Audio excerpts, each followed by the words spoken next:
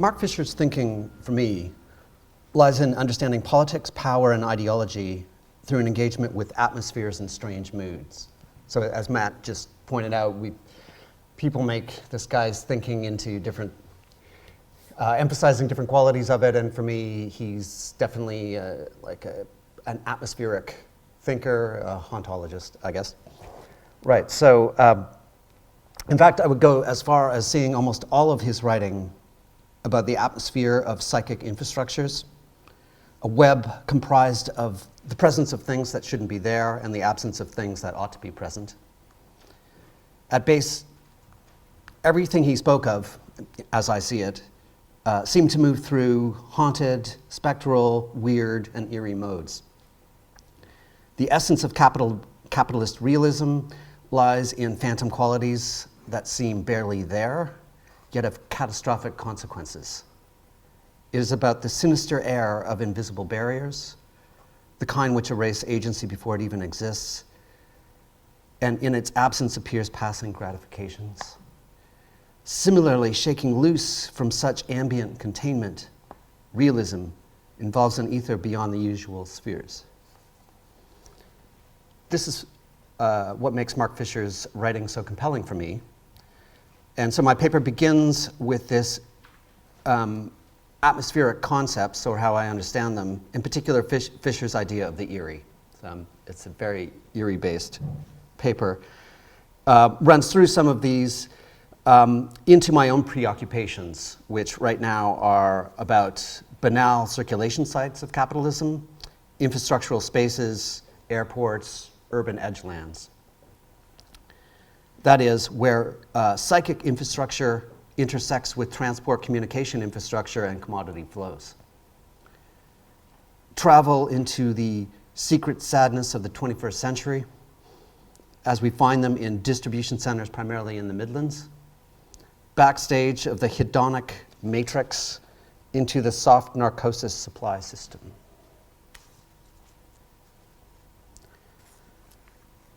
According to Mark Fisher, the sensation of the Eyrie occurs either when there is something present, when there should be nothing, as in which he calls failures of absence.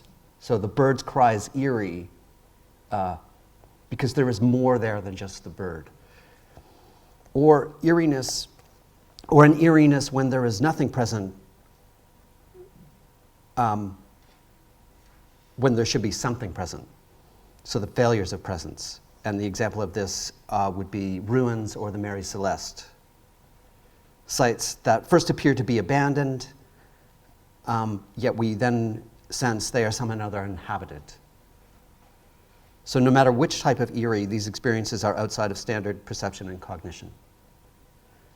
Eeriness and its cousin weirdness are driven by strange fascination rather than horror. The experiences are often unsettling, but we are riveted and compelled rather than moved by terror. And the Eyrie, for Fisher, is usually marked by forms of speculation. Thoughts and feelings stretch out, extenuate beyond the confines of local disturbances. Politically, I understand the Eyrie to be ambient. Capital can generate Eyrie fields, but the Eyrie can also be a kind of stimulus, an experience that stirs political imagination beyond the confines of capitalism. Eeriness is also defined by kinds of serenity, as in the phrase eerie calm. But this is often a puzzling or inexplicable calmness, involving a detachment from urgencies of everyday life, a release from the mundane.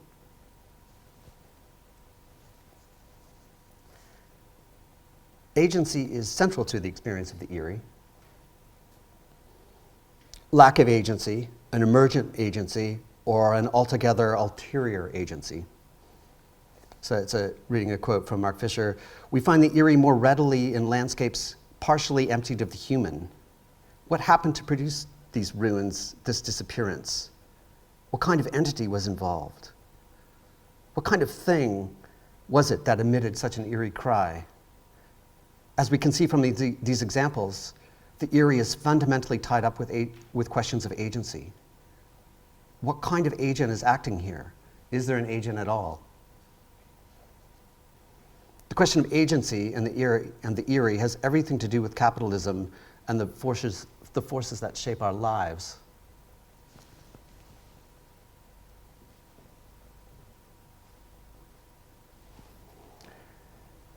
Another quote from Mark Fisher. We are now in a position to answer the question of why it is important to think about the Eyrie, since the Eyrie turns crucially on the problem of agency.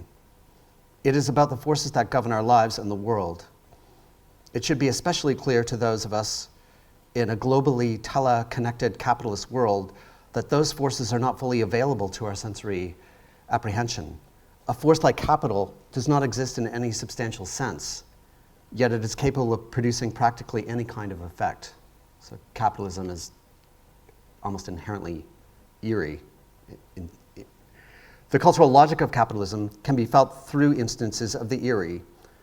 We can be shaped by forces when there doesn't appear to be anything, a failure of presence, or failures of absence in the way there are compulsions that intercede where our free will should be.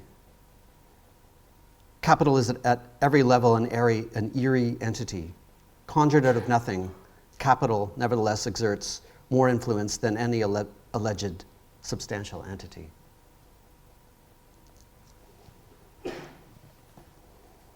So where to explore the Eyrie?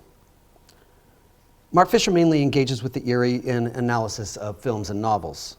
However, he notes, we often do encounter the sensation of the Eyrie in the raw, without the need for specific forms or cultural mediation.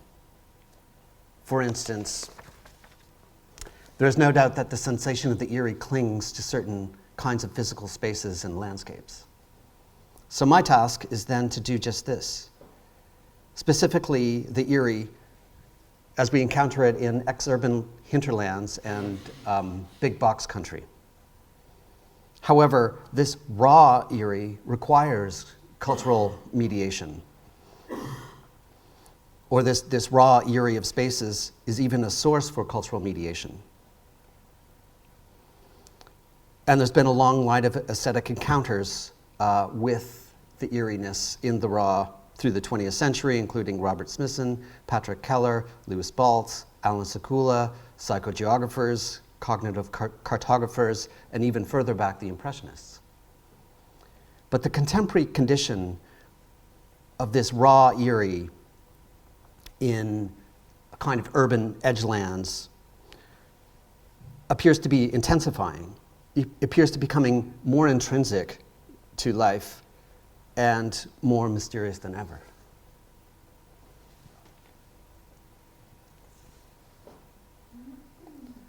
Walking out of the travel lodge connected to the motorway rest station over a vast campus of distribution warehouses.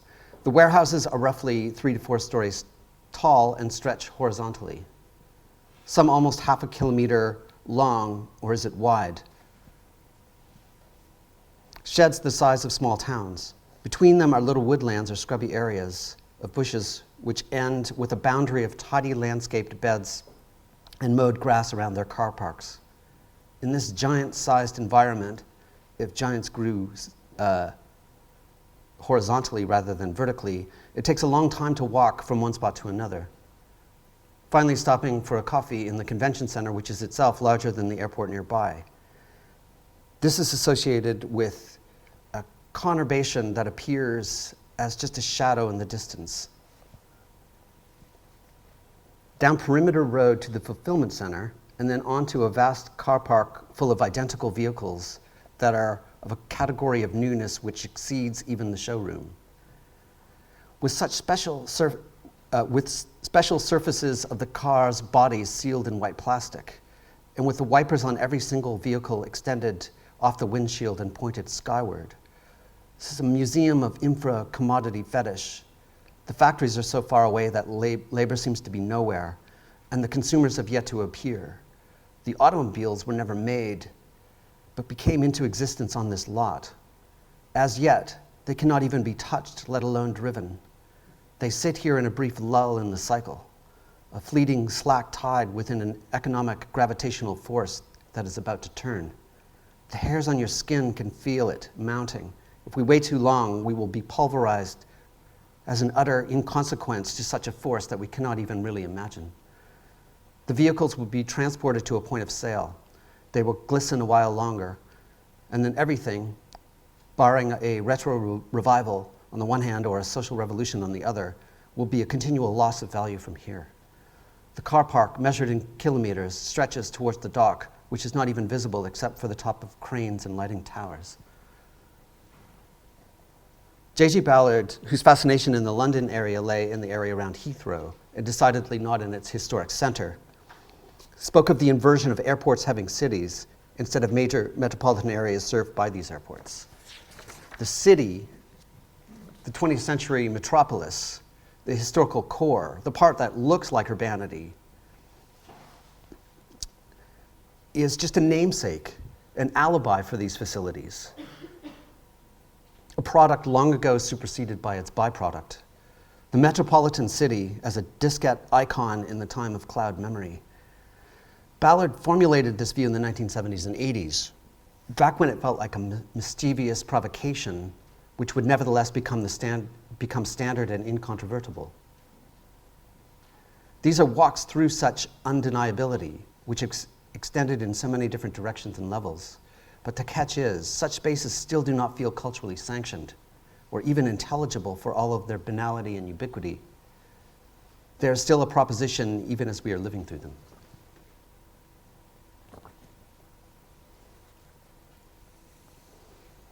Distribution centers at certain times of day, seen from the outside, are strangely quiet, like there's been a fire drill and everyone disappeared, sedate where we know there is frenzy, where inside and elsewhere there is the driving pitch of work, pressure, ceaseless data-driven movement. Where there should be the full weight and immensity of capitalism, there is instead a kind of boring dead zone, a mundane covering of all surfaces which repels interest, with antagonism contained within the box. The nothing where there should be something, a sociocultural silence of these vast forms, connected to planetary logistic chains, but the feeling that they don't really exist. They are ubiquitous in the Midlands, on the edges of cities, seen out of a car or train window, yet they don't register. They're hidden in plain sight, existing in a political blind spot which partially erases them. Certainly in comparison to the prominence the 20th century gave to industrial spaces, these things hardly register. There is no post-industrial social imagination that actually seems to function. We have an economy that is not really understood, least of all by economists. Something about services, banking, and China. The rest is too complex, too abstract. If we took stock of all of the ways that capital circulates through its different forms, if we sense the threat of disruption of frictionless, dependable circulation, what would this sound like? Now there is a silence in the sense of a dull evenness, an auditory blankness, sometimes taking the form of ambient, muted motorway roar, continuous but at a distance. A particular sound of capitalism, its circulation system, its metabolism, perhaps the sound in place of intelligible thought, a nasty kind of murmur. Not a seductive sound, but a sound component to certain fatalisms, a kind of murky, noise-generated fado, a transmission material and psychic of the intensity of global flows infused with the sentiment of damage.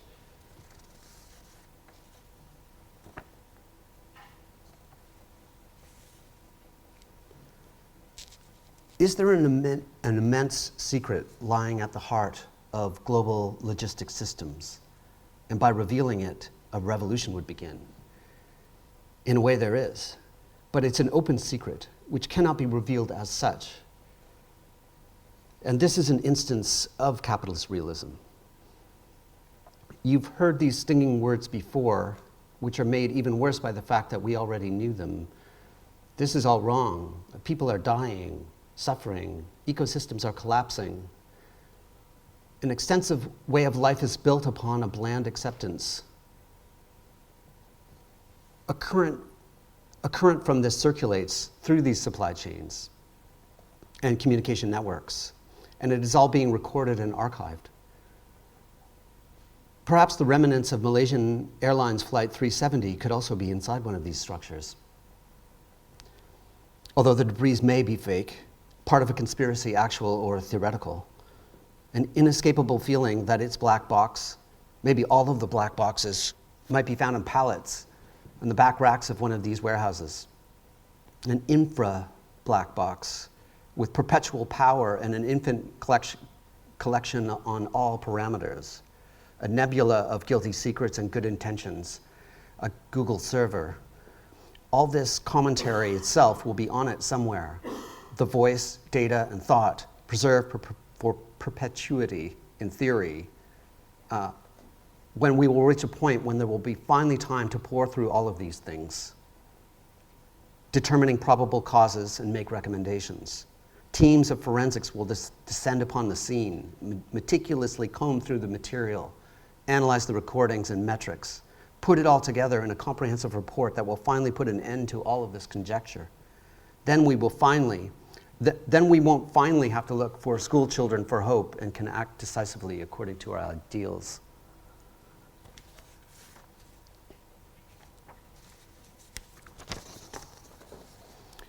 Consider the IKEA before you. It must always appear relatively new. There could be no such thing as an old IKEA. It cannot slip away. It must seem like it has more or less just come into existence, similar to everything inside of it. The commodities have suddenly appeared. They exist for the moment outside the flow of time. There is no destiny unfolding. Rather, 400 square feet of fetish. It won't last long, but it endures in other ways. It is designed for consumption and to consume itself, but also to reproduce itself. So if you want to experience timelessness, stand on the car park and look. It's placeless too, as you could almost find these scenes anywhere in capitalism.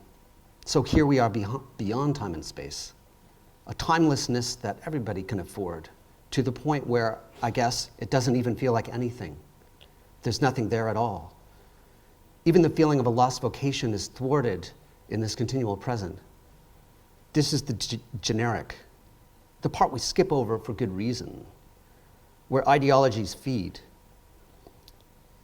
Some activities can turn time into a narcotic, but this is the antithesis of all that. It's the standard mode, with the simple expectation of consumption. It's a fantasy so dull it doesn't even seem like one.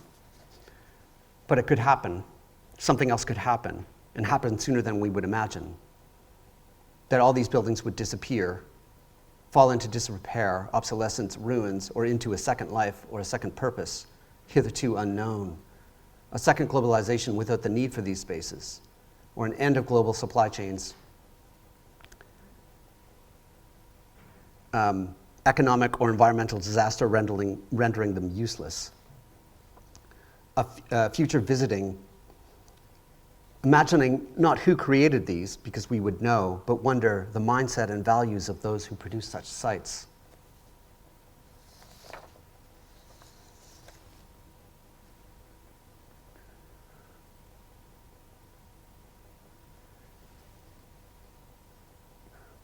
Are distribution centers presaging the future? And if so, what would this mean? Once the airport was a site privileged for announcing the future. That is, a future of conquered global spaces, advanced security systems, and an intersection of fear and banality.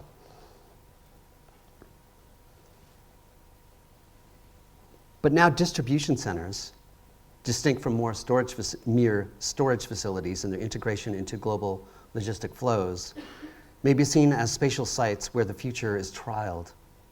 Distribution centers are exemplary as automated systems replacing or at least diminishing the role of people in algorithmically ordered systems such as Amazon's chaotic storage system, which features organization without classification. a space arranged according to the efficiency only comprehensible to technical systems. Zones where logistic becomes life rather than supporting it.